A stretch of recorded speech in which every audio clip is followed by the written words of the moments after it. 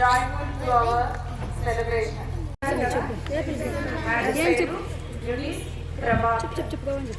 Madam engineering కాలేజ్లో ప్రొఫెసర్గా చేస్తూ ఇప్పుడు డిజైన్ చేసేసి దేవుని పరిచర్య అంటే దేవుని కొరకు జీవిస్తూ ఉన్నారు, మినిస్ట్రీ చేస్తున్నారు, సర్వీస్ చేస్తున్నారు. ఓకేనా?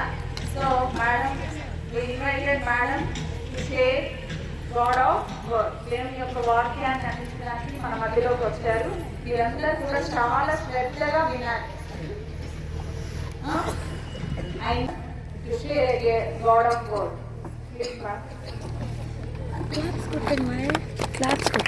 ఏం తెలియకుండా ఈ యొక్క క్రిస్మస్ సెలబ్రేషన్ కి నన్ను ప్రేమతో ఆహ్వానించిన ప్రిన్సిపల్ మేడం గారికి, ఈ యొక్క యాజమాన్యానికి, అలాగే అక్క గారికి నా యొక్క హృదయపూర్వక వందనాలు తెలియజేస్తూ ఉన్నాను. కూడి వచ్చిన మీ అందరికీ నా యొక్క శుభాలు తెలియజేస్తూ ఉన్నాను. Happy Christmas to each and every one was gathered here. Thank you. చాలా సంవత్సరాల క్రితం జరిగింది ఈ యొక్క సంఘటన. ఒక కుటుంబంలో జాన్ అలాగే జెరుషా అనే దంపతులకు దాదాపు 20 సంవత్సరాల తరువాత ఒక కుమార్తె జన్మించింది. అయితే ఆ కుమార్తె జన్మించిన కొద్ది కాలం తర్వాత ఆ యొక్క తల్లి జెరుషా మరణించింది. తండ్రి చాలా కష్టపడి ఆ యొక్క కుమార్తెను పెంచుతూ వచ్చాడు. ఎలాగన్నా మంచి ఎడ్యుకేషన్ ఆ బిడ్డకు అందించాలి అని రాత్రనక పగలనక చాలా కష్టపడ్డాడు. ఆ బిడ్డకు 12 సంవత్సరాలు కంప్లీట్ అయ్యాయి. 13th ఇయర్లోకి ఎంటర్ అవుతూ ఉందన్నమాట. 13th ఇయర్ అంటే టీనేజ్, యవ్వన దశలోనికి ఆ బిడ్డ ఎంటర్ అవుతూ ఉంది. అటువంటి సమయంలో ఆ బిడ్డ తండ్రిని అడిగింది, డాడీ ఈ బర్త్డేకి నాకు మీరు ఏ గిఫ్ట్ ఇస్తారు అని అడిగింది. ఆ తండ్రి చెప్పారు, ఇప్పటి వరకు నేను ఇప్పటి బెస్ట్ బర్త్డే గిఫ్ట్ నేను ఇస్తానమ్మా అని ఆ తండ్రి చెప్పారు. ఆ రోజు రానే వచ్చింది. ఉదయాన్నే లేచింది పాప. చక్కగా మీలాగా మీరు ఈరోజు మార్నింగ్ లేచి రెడీ అయ్యి వచ్చారా ప్రోగ్రామ్ ఉందని. అలాగే ఆ బిడ్డ కూడా చాలా ఎక్సైటెడ్ గా ఈరోజు మా డాడీ నాకు మంచి బర్త్డే గిఫ్ట్ ఇవ్వబోతూ ఉన్నారని చెప్పి ఫాస్ట్ గా రెడీ అయ్యి కొత్త డ్రెస్ వేసుకొని, డాడీ పదండి వెళ్దాము, నాకు మంచి బర్త్డే గిఫ్ట్ ఇస్తానని చెప్పారు కదా అని వాళ్ళ డాడీకి చెప్పింది. అప్పుడు వాళ్ళ డాడీ చెప్పారు, నాన్న ఉండు కారు తీసుకొస్తాను, కారులో మనం బయటకు వెళ్దాము అని చెప్పి ఆ బిడ్డను కారులో ఎక్కించుకొని ఒక ప్లేస్ కి వాళ్ళ డాడీ తీసుకెళ్లారు. వెంటనే కారు ఆగింది. కారులో నుంచి తండ్రి అలాగే కుమార్తె దిగారు. అప్పుడు ఆ పాప అడిగింది చుట్టూ చూసి, ఏంటి డాడీ ఇక్కడికి తీసుకొచ్చారేంటి? నేను ఒక పెద్ద హోటల్కో రెస్టారెంట్కో తీసుకొస్తానని అనుకున్నాను, లేక ఒక పెద్ద పార్టీ నన్ను తీసుకొని వెళ్తానని అనుకున్నానే, కానీ హాస్పిటల్కి తీసుకొచ్చారేంటి డాడీ అని ఆ తండ్రిని అడిగింది. అప్పుడు ఆ తండ్రి చెప్పారు, అమ్మ ఇప్పటి వరకు నీకు ఎవ్వరు ఇవ్వలేని బర్త్డే గిఫ్ట్, లేక చాలా ప్రత్యేకమైన ప్రశస్తమైన వాల్యుబుల్ గిఫ్ట్ నేను ఇవ్వబోతూ ఉన్నాను. ఎవ్వరూ ప్రపంచంలో నీకు ఇవ్వలేనిది, ఎప్పటికీ నువ్వు మర్చిపోలేని బర్త్డే గిఫ్ట్ నీకు ఇవ్వబోతున్నాను. చెప్పాను కదమ్మా, నేను ఆల్రెడీ నీకు మళ్ళీ లోపలికి బర్త్డే గిఫ్ట్ ఇస్తాను అని చెప్పారు. తండ్రి అలాగే కుమార్తె ఇద్దరు ఆ యొక్క హాస్పిటల్లోకి వెళ్ళారు. ఒక 2 స్ట్రెచర్స్ తీసుకొచ్చారు. ఒక స్ట్రెచర్ మీద తండ్రిని పనుకోబెట్టారు, ఇంకొక స్ట్రెచర్ మీద పాపను పనుకోబెట్టి ఆపరేషన్ థియేటర్లోకి తీసుకెళ్లారు. అయితే వెంటనే ఆ యొక్క పాపకు ఎనస్థీషియా ఇచ్చారు. ఎనస్థీషియా అంటే ఏంటమ్మా? ఇచ్చారు. ఆ తర్వాత ఆ బిడ్డకి ఏం జరుగుతుందో అర్థం కాలేదు. కొన్ని గంటలు గడిచిన తర్వాత ఆ బిడ్డ కాన్షియస్ లోకి వచ్చింది, స్పృహలోకి వచ్చింది. వెంటనే అలా కళ్ళు తెచ్చి అటు ఇటు చూస్తా ఉంది. ఏం అర్థం కావట్లేదు. ఏంటి ఇక్కడ ఉన్నాయేంటి, ఈ లైట్స్ ఏంటి, ఈ యొక్క ఎక్విప్మెంట్ ఏంటి, పెద్ద మెషిన్స్ ఉన్నాయి, ఏం జరుగుతుంది ఇక్కడ అని చెప్పి ఎవరన్నా ఉన్నారా అని అలా అలా కళ్ళ తెచ్చి చూసేసరికి ప్రక్కనే డాక్టర్స్ కనిపించారు. తెలిసింది, డాక్టర్ అంకుల్ ఏంటి నాకు ఇక్కడ పనుకోబెట్టారు, ఈ మెషిన్స్ అన్ని ఏంటి, ఈ లైట్స్ అన్ని ఏంటి, నాకేం అర్థం కావట్లేదు, ఇక్కడ తీసుకొచ్చారేంటి, ఇక్కడ పెట్టారేంటి, మా డాడీ కావాలి, ఈరోజు నా బర్త్డే అంకుల్, మా డాడీ దగ్గర తీసుకెళ్ళండి, మా డాడీతో నేను మాట్లాడాలి అంకుల్ అని చెప్పి చెప్పింది.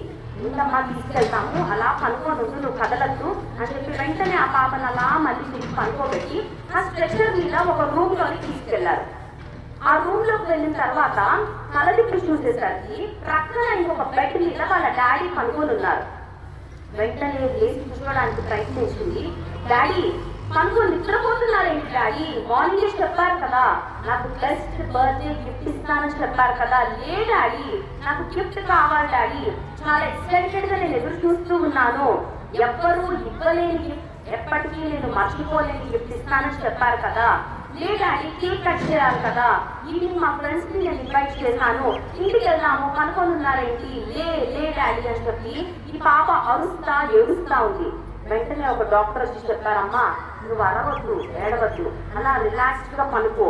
మీ డాడీ ఒక లెటర్ ని ఇవ్వమని చెప్పారు అని చెప్పి ఆ పాపకు ఒక లెటర్ ఇచ్చారనమాట డాక్టర్ గారు. ఆ లెటర్ ఓపెన్ చేసి చదవడం స్టార్ట్ చేసింది. ప్రియాతి ప్రియమైన కుమార్తెకు తండ్రి వ్రాయున్నది, కొన్ని నెలల క్రితము నీ దేహంలో కొంత అనారోగ్యం కనిపించినప్పుడు నీవు ఊపిరిని తీసుకోవడం చాలా కష్టంగా, నీకు ఇబ్బందికర పరిస్థితులు నీవు ఎదుర్కొంటూ ఉన్నప్పుడు హాస్పిటల్కి తీసుకెళ్లాను, గుర్తుంది కదమ్మా. అప్పుడు డాక్టర్స్ ఏం చెప్పారంటే చాలా రకాల టెస్టులు, స్కానింగ్లు చేసి నీకు కంజెనిటల్ హార్ట్ ఫెయిల్యూర్ ఉంది అని చెప్పారు. అంటే నీ యొక్క గుండెలో కొంత అనారోగ్యకరమైన పరిస్థితి ఉంది, నీ యొక్క గుండె సరిగ్గా పనిచేయట్లేదు, నీవు ఎక్కువ కాలం బ్రతకము అని చెప్పారు. ఆ మాట విన్న వెంటనే నా గుండె ఆగిపోయినంత పనైంది. ఎందుకంటే ఆల్రెడీ నా భార్యను పోగొట్టుకున్నాను, కుమార్తెను కూడా పోగొట్టుకుంటాను అన్న పరిస్థితి, అన్న వార్త చాలా బాధను, దుఃఖాన్ని నాకు కలిగించింది. వెంటనే నేను డాక్టర్స్ని అడిగాను, డాక్టర్ ఎలాగన్నా నా కుమార్తెను బ్రతికించండి, నా కుమార్తె నాకు కావాలి, మీరు ఏమన్నా చేసి నా కుమార్తెను బ్రతికించండి, ఎంత డబ్బులు కావాలన్నా మీకు ఇస్తాను, నా కుమార్తెను బ్రతికించండి అని వాళ్ళను రిక్వెస్ట్ చేశానమ్మా. వాళ్ళు చెప్పిన మాట ఏంటంటే ఒకే ఒక ఆప్షన్ ఉంది, అదేంటంటే నీ యొక్క హార్ట్ ని తీసివేసి మరి యొక్క ఆరోగ్యవంతమైన గుండెను అమర్చాలి, హార్ట్ ని ట్రాన్స్ప్లాంట్ చేయాలి అని చెప్పి వాళ్ళు చెప్పారు. అప్పుడు నేను ఈ యొక్క నిర్ణయాన్ని తీసుకున్నాను. ఆరోగ్యవంతమైన నా గుండెను నేను నీకు ఇవ్వాలి అన్న నిర్ణయాన్ని తీసుకున్నాను. ఇప్పుడు కొట్టుకుంటుంది కదా నీ గుండె, లప్టప్ లప్టప్. ఆ యొక్క గుండె ఎవరితో తెలుసా? నా గుండె. నీకు మంచి బర్త్డే గిఫ్ట్ ఇస్తానని చెప్పాను కదా, చాలా స్పెషల్ గిఫ్ట్ ఇస్తానని చెప్పాను కదా, నా గుండెనే నేను నీకు బహుమానంగా ఇచ్చాను అని ఆ యొక్క తండ్రి ఆ యొక్క లెటర్ లో వ్రాయడం జరిగింది. ఆ కుమార్తె గుండె ఆగిపోయినంత పనైంది.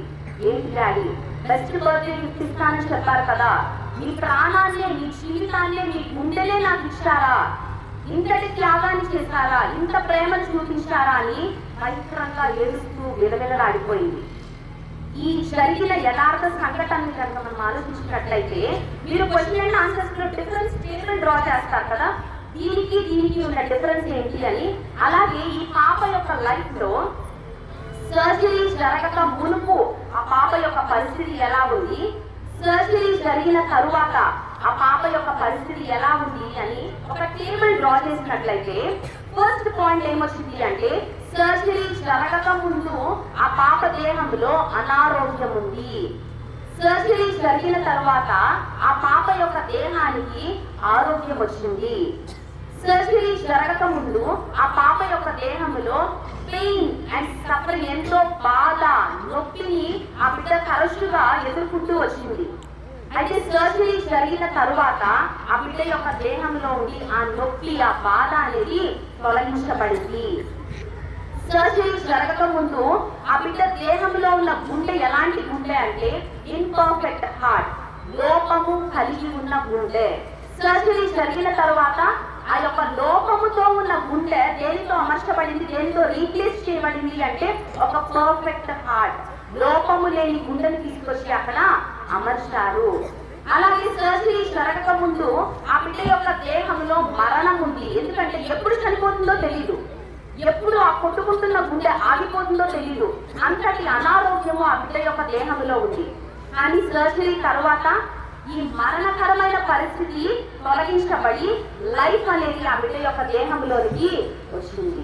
ఇంతటి మార్పు, ఇంతటి డిఫరెన్స్ ఆ బిడ్డ యొక్క దేహంలో, ఆ బిడ్డ యొక్క జీవితంలో కలగడానికి రెండు ప్రాముఖ్యమైన కారణాలు ఉన్నాయి. ఒకటి ఏంటి అంటే ఫాదర్స్ సాక్రిఫైస్, తండ్రి యొక్క సమర్పణ, తండ్రి యొక్క ప్రేమ, తండ్రి యొక్క త్యాగము మనకు కనబడుతుంది.